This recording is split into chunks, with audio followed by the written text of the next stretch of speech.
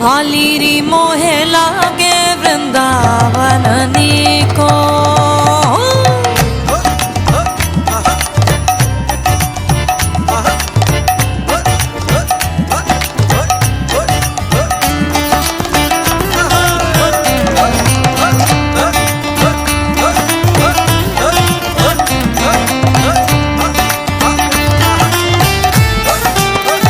भागवत कथा जो कई साधु हुए, कई संत हुए, प्रवचन करता हुए, सबका एक अपना अलग विचार रहता है।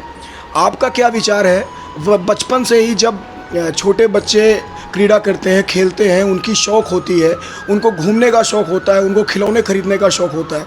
आजकल की दुनिया आप देख रहे होंगे कि वेस्टर्न कल्चर भारत में किस तरीके से एक अपना स्थापत्य बना रहा है। हालांकि आप लोग अभी जब तक धरती पे हैं तब तक जो है सनातन धर्म के बारे में, सनातन धर्म को लोगों तक पहुंचाने में एक जन जागृति का अभियान जो आप लोगों ने छेड़ा है। आपका द अर्थ न्यूज इंडिया में बहुत बहुत स्वागत है। जय श्री राधे, जय श्री श्याम। दर्शकों को एक बार अपना पूरा नाम बताइएगा मैम। मैं श्रीधाम वृंदावन से शीघ्रता त्रिपाठी और वृंदावन की भूमि ब्रज की धरा से आप सभी लोगों को जय श्री श्याम, जय श्री राधे। भगवत गीता आपके हाथ में होती थी, सामने बांके बिहारी जी होते थे, कैसे जुड़ा हुआ या कहाँ से प्रेरणा मिली? देखिए, कहीं ना कहीं इसके लिए अगर मैं बोलूँगी तो एक वो होता है जैसा घर का माहौल हो वैसे बच्चे अपने आप ही बन जाते हैं। और हमारे घर का वही माहौल रहा, वही वातावरण रहा, तो जिस वातावरण में रहो, कहते हैं गुलाब के बाग में अगर जाओ तो पुष्प तोड़ने की ज़रूरत नहीं होती, अगर उसकी मिट्टी उठाओ तो मिट्टी में भी गुलाब की खुशबू आ जाती है। वैसे ही जो परिवार का वातावरण रहा, तो पिताजी के साथ उनका जो सानिध्य मिला, जो वातावरण मिला, बस उसी से एक मन में जिज्ञासा आई कि हमको भी ये सब करना चाहिए। अब फिर कोई पूछता है कि आपका एम क्या है, आपने क्या सोचा है कि आपको लाइफ में क्या करना है, तो मैं बोलती हूँ मुझे सोचने का टाइम ही नहीं मिला कि मुझे करना क्या। उससे पहले ही ठाकुर जी ने अपनी सेवा में ले लिया, और अब लगता है कि जब ठाकुर जी ने अपनी सेवा में लिया है तो इससे बढ़ के और कुछ हो भी नहीं सकता। जो अब आजकल अगर देखा जाए, आज का जो कल्चर है, लोग कहते हैं, कई जगह हमसे भी लोग बोलते हैं, तो आपकी उम्र इस तरीके की, आपको ये करना चाहिए, वो करना चाहिए, ऐसा करना चाहिए, वैसा करना चाहिए। तो मुझे लगता है वो उनकी सोच है, लेकिन अगर मैं अपने हिसाब से देखूं तो जो हमें आज जो हम 10 साल बाद करना है वो हम आज कर रहे हैं। कहीं ना कहीं दूसरी चीज़ है कि सनातन धर्म में आज हर जगह देखा जाए तो बच्चों को, अगर विद्यालय भी जाते हैं हम लोग, तो विद्यालय में विद्या अध्ययन करते हैं, और चाहे वो स्कूल हो चाहे वो कॉलेज हो, वहाँ पर सिर्फ इतना सिखाया जाता है कि आपको एक कंपटीशन कैसे आगे करना है, कंपटीशन में कैसे निकलना है, कैसे पास होना है, किसी के यहाँ आप जा रहे हो जॉब करनी है तो कैसे इंटरव्यू देना है, क्या करना है। लेकिन वहाँ ये सिर्फ एक शिक्षा है, ये एक शिक्षा है, पर हम लोग जो है वो, हमें खाली शिक्षा नहीं मिली, हमें शिक्षा के साथ साथ संस्कार मिले हैं। और जब तक बच्चों के लिए हम संस्कार नहीं देंगे तो वैसे ही बच्चे हो जाते हैं जैसे कि चाकू होता है। चाकू का काम क्या है? चाकू करता है काटने का काम, लेकिन चाकू काटेगा कब? आपने चाकू तो लिया, और चाकू आपके यहाँ फल हो या सब्जी हो, कुछ भी वो अमनिया करेगा वो, पर वो कब करेगा? जब चाकू में पीछे वो हैंडल लगा होगा। अगर वो हैंडल नहीं लगा होगा तो जो चाकू सब्जी काटता है वो करेगा क्या? वो आपका हाथ भी काट देगा। हैंडल इम्पोर्टेंट है, हैंडल जरूरी है। तो वैसे ही चाकू क्या है? चाकू है हमारे जीवन में शिक्षा, और जो पीछे हैंडल है वो है संस्कार।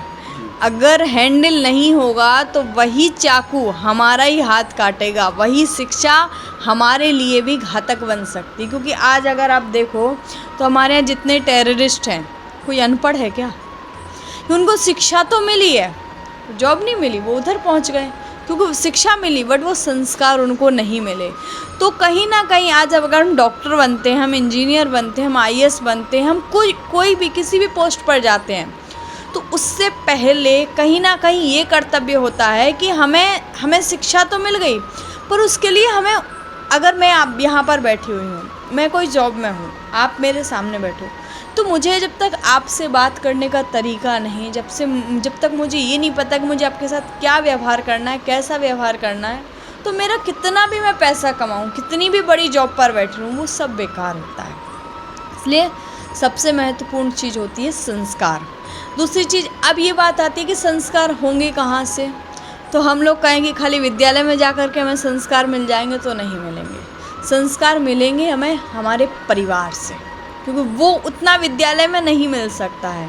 तो परिवार, कहीं ना कहीं माता पिता की भी जिम्मेदारी होती है कि अपने बच्चों को, आप आज के माता पिता का ध्यान सिर्फ इतना है कि मेरे बच्चे को अच्छी शिक्षा कैसे मिले। बच्चा फर्स्ट क्लास में आता है, उसको हॉस्टल भेज दिया जाता है, फिर वो बच्चा हॉस्टल में रहते वो उसी माहौल में ढल जाता है, उसे अपने माता पिता से कोई लेना देना नहीं है। फिर जब माता पिता को उस बच्चे की आवश्यकता होती है, तो बच्चा तो शुरू से माँ बाप से अलग है।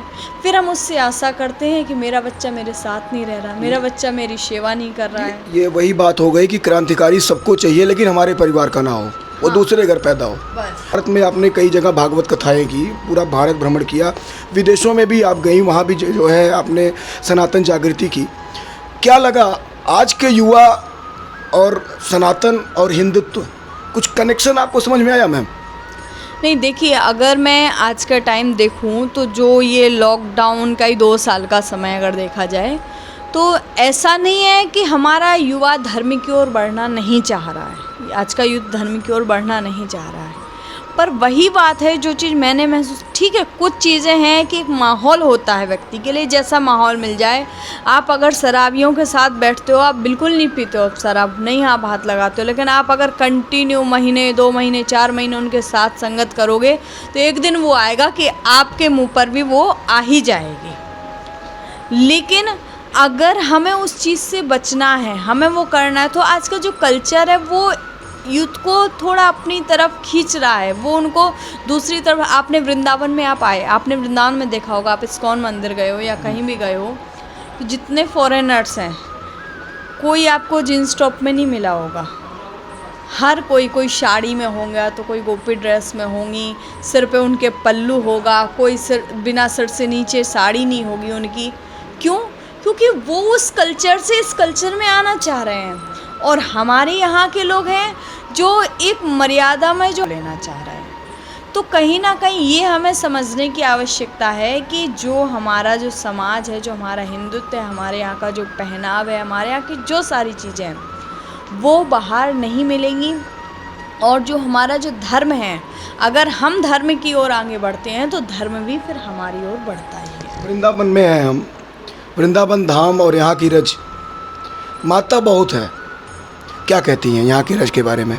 देखिए, ब्रिज रज की तो जितनी महत्वता बोली जाए उतनी कम है, क्योंकि ब्रिज रज ये खाली एक मिट्टी तो है नहीं, ये तो सब जानते हैं। एक छोटा सा उदाहरण देती हूँ मैं। एक बार की बात क्या हुआ, एक मैया थी जो हर महीने वृंदावन आती थी परिक्रमा करने, पर उसका पति कभी नहीं आता था, उसका लगाव ही नहीं था बिहारी जी से, ना वो कभी भजन करता था, ना पूजन करता था, कुछ नहीं। लेकिन एक बार उसने जिद की, तो उसकी जिद करने पर गुरु पूर्णिमा का टाइम था, वो आया। अब वो अपने पति के साथ में गई बिहारी जी मंदिर के बाहर जो गली है, वहाँ से मंदिर पहुँच ही रही थी, तो उसी समय क्या हुआ, एक बैल आया, और बैल तेज़ी से आया, उसकी तरफ दौड़ा और पीछे से आकर अपने सींग उसके पीठ में भोंक दिए। तो वो सींग उसके पेट से बाहर निकल कर के आ गए, इतने नुकीले, और उसकी उसी समय मृत्यु हो गई। तो वो पहुंचा बैकुंठ लोक में। तो भक्तों ने प्रश्न किया भगवान से, भगवान एक बात बताओ, जिस इंसान ने कभी आपका नाम लिया नहीं, कभी आपका भजन किया नहीं, कभी आपकी शरण में आया नहीं, एक बार भी दर्शन किया नहीं, दर्शन करने गया तो दर्शन आपने दिया नहीं उसको, फिर भी आपने उससे अपना बैकुंठ लोक क्यों दिया? तो भगवान ने कहा, भले ही उसने मेरा नाम ना लिया हो, मेरा भजन ना किया हो, कीर्तन ना किया हो, दर्शन ना किया हो, लेकिन जिस बैल ने उसके सींग भौंके थे, उस बैल के सींगों में ब्रज की रज लगी हुई थी, और ये जो ब्रज की रज उसके सींगों से जब उसके अंदर गई, तो उसके रक्त की एक एक बूंद में ब्रज रज समाहित हो गई। और जिसके रक्त की बूंद बूंद में ब्रजरस समाहित हो वो कहीं और तो जा ही नहीं सकता, उसको तो मेरे चरण कमल में ही स्थान मिलेगा, उसको तो मेरा वैकुंठ लोक ही मिलेगा। बड़ा वैसे बड़ा ही ये कहावत है कि रमण रेत लेटो नहीं, कियो न यमुना पान, रे मन तू समझो नहीं, ब्रज को तत्व महान। यहाँ पर साक्षात मुक्ति भी भगवान से पूछती है। भगवान सब कहते हैं कि वृंदावन में आओ, वृंदावन में आकर के क्या होता है, बोले वृंदावन में आते हैं तो ब्रज रज उड़ती है, हमारे मस्तक पर जाती है तो हम मुक्त हो जाते हैं। तो एक बार मुक्ति ने पूछा भगवान से कि मुक्ति कहे गोपाल सू मेरी मुक्ति बताए, भगवान हमारी मुक्ति कहाँ है। तब फिर भगवान ने कहा कि मुक्ति कहे गोपाल सू मेरी मुक्ति बताए। तो भगवान ने कहा पड़ी रहो या गैल में, साधु संत चल जाए, उड़ उड़ रज मस्तक लगे तो मुक्ति मुक्त हो जाए। बोले मुक्ति भी मुक्त हो जाती है यहाँ, ऐसी ये ब्रज की रज है। बड़ी अच्छी व्याख्या आपने की यहाँ की, और आशा करता हूँ दर्शकों को बहुत आनंद आया होगा। बहुत सुरीला आप गाते हैं, आपके भजन फेमस हैं।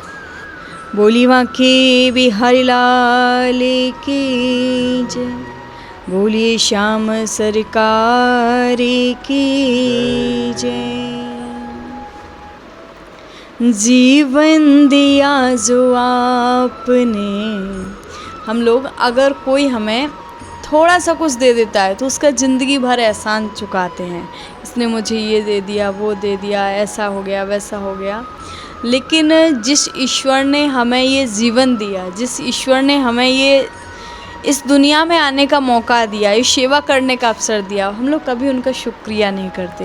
तो एक बार भगवान का भी शुक्रिया करें और उनसे कहें जीवन दिया जो आपने, उपकार सांवरे, जीवन दिया जो आपने, उपकार सांवरे, जीवन दिया जो आपने, उपकार सांवरे, तेरी दया से पल रहा, तेरी दया से पल रहा परिवार सांवरे, जीवन दिया जो आपने, उपकार सांवरे। आप लोग YouTube पर, फेसबुक, इंस्टाग्राम और ट्विटर कहीं भी आप शीघ्रता त्रिपाठी, पूज्य शीघ्रता त्रिपाठी आप लोग सर्च करेंगे तो YouTube पर बहुत सारे वीडियोस। अभी मेरा एक भजन जन्माष्टमी पर रिलीज़ हुआ था और अभी 7 अक्टूबर को मेरा दूसरा भजन श्याम दरबार रिलीज़ हो रहा है, जो कि आपने भैया के कल वाले एक वीडियो में देखा था जिसमें श्याम दरबार का सभी भैया लोग उसमें थे, श्याम दरबार का आपने दर्शन किया। वही श्याम दरबार, इस दरबार को 1 वर्ष पूर्ण होगा 7 अक्टूबर को। तो श्याम दरबार बड़ा ही प्यारा भजन, आप सभी लोग ज़रूर उसको स्नेह दें, प्रेम दें अपना, और 7 अक्टूबर को भजन रिलीज़ होगा, उस भजन को ज़रूर श्रवण करें। और YouTube पर आप लोग चैनल को सब्सक्राइब ज़रूर करें।